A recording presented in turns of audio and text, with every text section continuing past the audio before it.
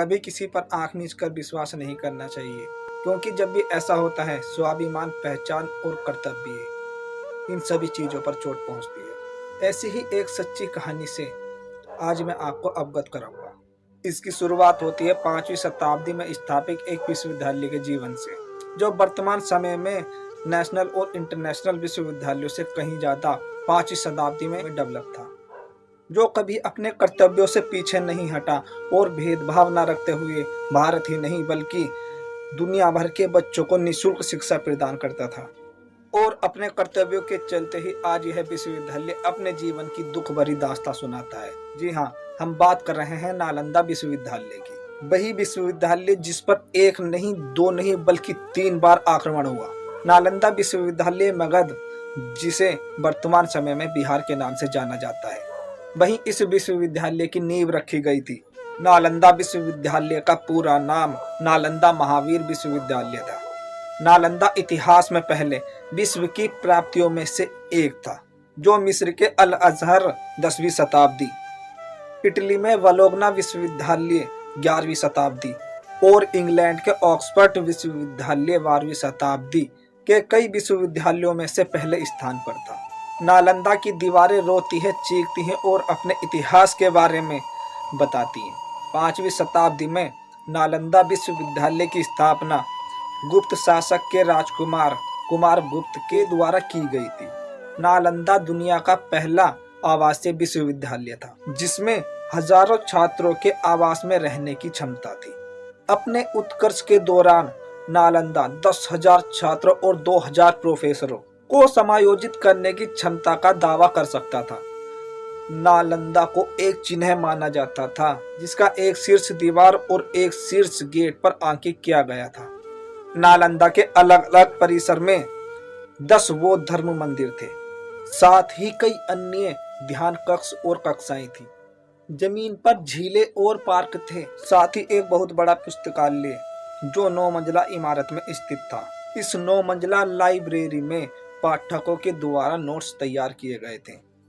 नालंदा विश्वविद्यालय में पढ़े जाने वाले विषयों ने सीखने के हर एक क्षेत्र को कवर किया और इसमें Korea, Japan, Tibet, Indonesia, France और तुर्की के छात्रों को आकर्षित किया।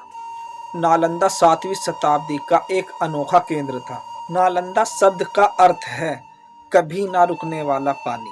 7वीं शताब्दी में एक चीनी तीर्थयात्री जुआन ज़ैंग ने नालंदा विश्वविद्यालय का दौरा किया और 1 साल वहीं रुककर शिक्षा प्राप्त की। और उन्होंने जो कुछ वहां पर देखा उसका उन्होंने विस्तार पूर्वक विवरण किया, जिसमें बताया गया कि कैसे टावर, वजेला और मंदिर आकाश के कोहरे में ऊपर चढ़ते हैं ताकि उनके कमरे में भिक्षुक हो हवा के जन्म के गवाहें, और कैसे वह सक्षम और सूक्ष्म बन जाते हैं।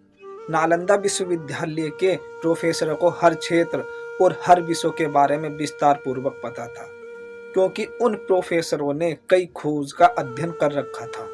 यह वही नालंदा विश्वविद्यालय है जिस विश्वविद्यालय में भगवान बुद्ध ने अपना तीसरा उपदेश दिया था, और महान साइंटिस्ट आर्यभट्ट भी, जिन्होंने शून्य की खोज की थी, वह इस विश्वविद्यालय में शिक्षक रह चुके थे। वही कोई व्यक्ति, वस्तु या कोई ऐसी संस्था जिसकी कामयाबी की चर्चा देश ही नहीं बल्कि दुनिया भर में होने लगे, तो जाहिर सी बात है उसका कोई ना कोई दुश्मन भी पनपता जरूर है। ऐसा ही कुछ हुआ नालंदा के साथ। नालंदा के आक्रमणकारियों के द्वारा नालंदा को 3 बार नष्ट कर दिया गया था। पहला विनाश स्कंदगुप्त 455 से 467 ईस्वी के शासन के दौरान मिहिर कुल के अधीन हुणों द्वारा किया गया था, लेकिन स्कंद के उत्तराधिकारियों ने जीर्णोद्धार का कार्य किया और भव्य इमारतों के साथ इसमें सुधार कर दिए। दूसरा विनाश 7वीं शताब्दी की शुरुआत में गोडों के बार के साथ हुआ, लेकिन इस बार बौद्ध राजा हर्षवर्धन 606 से 648 ईस्वी इस बौद्ध विश्वविद्यालय का जीर्णोद्धार घोषणा की।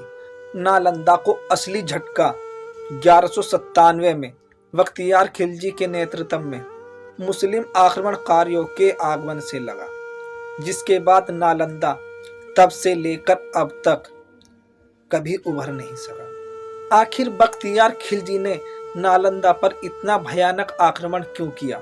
नालंदा में लूटने के लिए न तो धन था, तो फिर बख्तियार खिलजी ने नालंदा पर हमला क्यों किया? लेखकों के अनुसार उत्तर भारत में बौद्धों द्वारा शासित कुछ क्षेत्रों पर बख्तियार खिलजी ने कब्जा कर लिया था और एक बार वह काफी बीमार पड़ गया।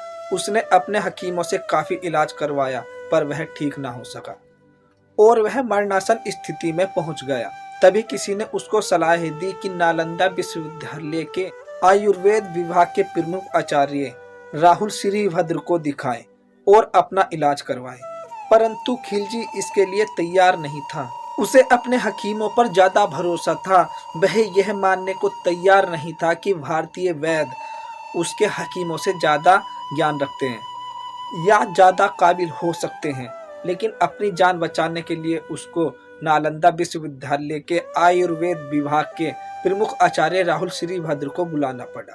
फिर बख्तियार खिलजी ने वैदराज के सामने एक अजीब सी शर्त रखी। उसने कहा कि मैं किसी भी प्रकार की उनके द्वारा दी गई दवाई नहीं खाऊंगा। वह बिना दवाई के ही उसे ठीक करे। वैदराज आचार्य राहुल श्रीभद्र ने कुछ समय सोचकर उसकी बात मान ली और कुछ दिनों के बाद वैदराज आचार्य एक कुरान लेकर बख्तियार खिलजी के पास पहुंचे और कहा कि इस कुरान की पृष्ठ संख्या इतने से इतने तक पढ़िए। बख्तियार खिलजी ऐसा ही करता है। वह राहुल श्रीभद्र के द्वारा बताई गई बातों को मानकर कुरान पढ़ना शुरू कर देता है। कुछ समय बाद जैसे जैसे वो कुरान पढ़ता जाता है तो उसे महसूस होता है कि वह ठीक हो रहा है। तो आखिर क्या था इसके पीछे कारण? दरअसल वैदराज आचार्य राहुल श्रीभद्र ने कुरान के पेज पर अपनी दवाई लगा दी थी, जिसके पेज को पलटने के लिए जीभ पर उंगली लगानी पड़ती थी, जिसके चलते वह धीरे धीरे ठीक होने लगा था। लेकिन यह बात बख्तियार खिलजी को परेशान करने लगी कि वह कैसे ठीक हो गया, कि कैसे हमारे हकीमों से ज्यादा भारतीय शिक्षक इतने विकसित या इतने ज्ञानी हो गए, कैसे भारतीय शिक्षक इतने काबिल हो गए कि जिस बीमारी का इलाज हमारे हकीमों द्वारा इतनी परेशानी से किया जा रहा था, उस बीमारी का इलाज एक भारतीय शिक्षक आचार्य ने इतनी सरलता पूर्वक कर दिया था। उसे इस बात पर बहुत दुख होने लगा और इस बात की जलन होने लगी कि कैसे काफिर इतने विकसित हो गए। इस जलन के कारण ही बख्तियार खिलजी ने नालंदा विश्वविद्यालय पर आक्रमण करने की सोच ली। उसने सोच लिया था कि अब नालंदा विश्वविद्यालय को मैं पनपने नहीं दूंगा। उसने ये सोच लिया था कि मैं भारत से आयुर्वेद और ज्ञान का नामो निशान मिटा दूंगा। 1202 ईस्वी में बख्तियार खिलजी ने पाटलिपुत्र को लूटकर नालंदा विश्वविद्यालय पर हमला किया और नालंदा को जला दिया था। नालंदा के पुस्तकालय में तकरीबन 3 महीने तक आग जलती रही।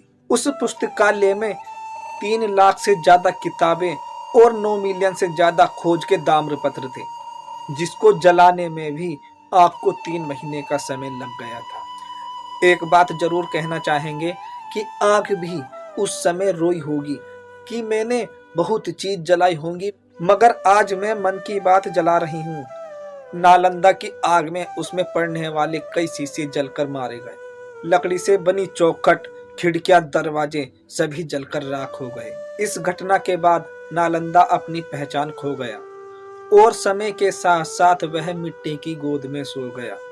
वक्त गुजरता गया, फिर वही विवरण जो उस चीनी यात्री ने अपनी डायरी में किया था फिर से किसी चीनी यात्री के पास पहुंचता है और उस लिखे हुए विवरण के अनुसार वह उस स्थान पर पहुंचता है जहां पर नालंदा विश्वविद्यालय की नींव रखी गई थी। वे वहां देखता है कि वहां तो दूर दूर तक कोई विश्वविद्यालय तो क्या, कोई छोटा मोटा घर भी नहीं है। वह सोचता है कि यह जो बात है वह सब कुछ अफवाह है, तो वह वहां से चलने की तैयारी कर देता है। तभी अचानक उसकी नजर कुछ ईंटों पर पड़ती है जो 5वीं शताब्दी के होने का एहसास जताती थी। फिर उस यात्री को विश्वास हुआ कि मेरे पास जो विवरण है वह कुछ हद तक सही है। वह वहां पर खुदाई करता है तो वहां पर उसे कुछ नालंदा विश्वविद्यालय के अवशेष मिलते हैं। अब उसे यकीन हो जाता है कि वास्तव में नालंदा विश्वविद्यालय यहीं स्थित था। अनेक व्याख्यान कक्ष और तकरीबन 300 कमरे का छात्रावास। हर कमरे के मुंडेरों पर रोशनदान बने थे। कक्ष के अंदर की दीवार में दीपक जलाने के लिए जगह थी और कक्ष के भीतर दीवारों पर किताबें रखने के लिए ताखें भी बनी थी। अब तक की खुदाई में केवल 8 ही छात्रावास निकले हैं, जिसमें हर प्रांगण में कुआं और स्नानगार और जल निकासी के लिए ढलुआ नाले बने थे। 7 वर्ग किलोमीटर का प्रांगण था, जिसमें से केवल अभी तक 1 वर्ग किलोमीटर की खुदाई हो पाई है। बीच में एक सीध बौद्ध मंदिर बने हुए थे। अब तक हुए अन्वेषण दीवार, सीढ़ी, कक्ष, मंदिर के अतिरिक्त 2 तरह के चबूतरे बहुयात से मिले हैं, जिसमें चकोर चबूतरे ध्यान करने के लिए बने हुए थे और गोल चबूतरे वास्तव में यहाँ निर्वाण प्राप्त करने वाले आचार्य और विद्यार्थियों की समाधि है। इन खंडरों के पास एक पुरातत्व संग्रहालय है, जहाँ आप खुदाई में प्राप्त सामग्रियों को देख सकते हैं। आप देख सकते हैं कि करीब 1000 साल पहले जला हुआ चावल, जो बड़े से घड़े के आकार का संग्राहक पात्र, जिसमें बौद्ध भिक्षुओं, आचार्यों, अंतेवासियों ने रखा था। चावल नित्य भोजन के लिए बख्तियार खिलजी की लगाई गई आग में वह चावल बनकर कोयला हो गए थे। नालंदा के विनाश से तकरीबन 800 साल बाद भारत के पूर्व राष्ट्रपति डॉक्टर APJ अब्दुल कलाम ने मार्च 2006 में बिहार राज्य विधानसभा को संदेश देते हुए नालंदा विश्वविद्यालय को पुनः जीवित करने का विचार रखा। अपने भाषण में उन्होंने इसे एक ऐसे विश्वविद्यालय के रूप में परिकल्पित किया जो सिखाने के प्राचीन केंद्र की महिमा को फिर से जीवित करेगा। बिहार की राज्य सरकार ने शीघ्र ही दूर जाने के विचार को अपनाया और आगे के रास्ते पर भारत सरकार से परामर्श किया। यह नए नालंदा विश्वविद्यालय के लिए एक उपयुक्त स्थान की खोज भी शुरू की गई। इसने मूल स्थान से 12 किलोमीटर दूर राजगीर बिहार विश्वविद्यालय के लिए 450 एकड़ भूमि की पहचान की और उसका अधिग्रहण किया।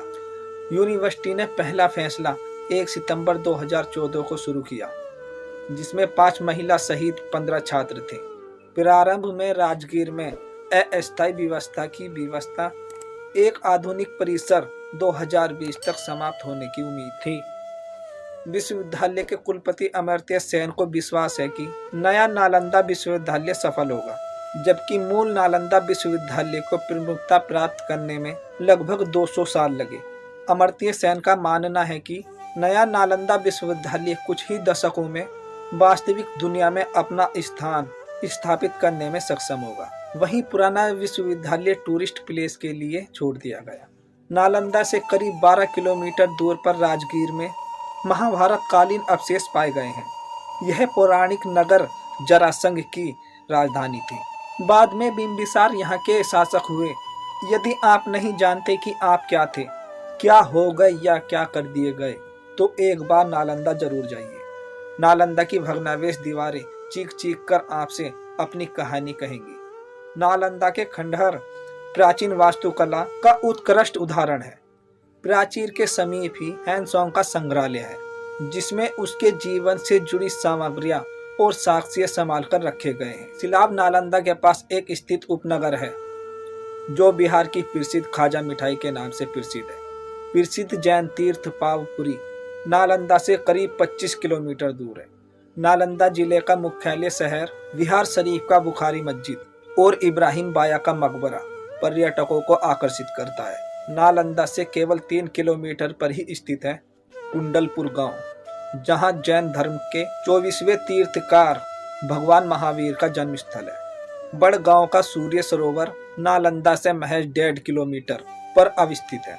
यह बिहार के महापर्व छठ पूजा के लिए प्रसिद्ध है। बख्तियारपुर पटना से नालंदा के रास्ते में आता है। यह पटना से नालंदा का प्रवेश द्वार है और इस बात की याद दिलाता है कि नालंदा विश्वविद्यालय को तहस नहस करने वाला आक्रांता बख्तियार खिलजी इसी मार्ग से पाटलिपुत्र से नालंदा गया था। अगर नालंदा पहुंचने की बात करें तो नालंदा सड़क और रेल मार्ग से दुनिया भर से जुड़ा हुआ है। नालंदा विश्वविद्यालय के प्राचीर से करीब 2 किलोमीटर की दूरी पर ही नालंदा स्टेशन है। मुख्य स्टेशन राजगीर है। यदि वायु मार्ग की बात करें तो यह पटना के जयप्रकाश नारायण हवाई अड्डे से लगभग 90 किलोमीटर और बोध गया स्थित गया अंतर्राष्ट्रीय 111 किलोमीटर की दूरी पर स्थित है। तो दोस्तों आज की वीडियो हमारी कैसी लगी हमें कमेंट करें, और वीडियो अच्छी लगी हो तो वीडियो को लाइक करना और ज़्यादा से ज़्यादा शेयर करना और हमारे चैनल को सब्सक्राइब कर लेना। दोस्तों SGL द स्टोरी एक नया चैनल है जो आपके सपोर्ट की कामना करता है, तो बने रहने के लिए धन्यवाद। तो इसी के साथ मैं सौरभ कुमार अलविदा लेता हूँ, मिलता हूँ फिर से एक नई वीडियो में। तब तक के लिए नमस्कार, जय हिंद दोस्तों।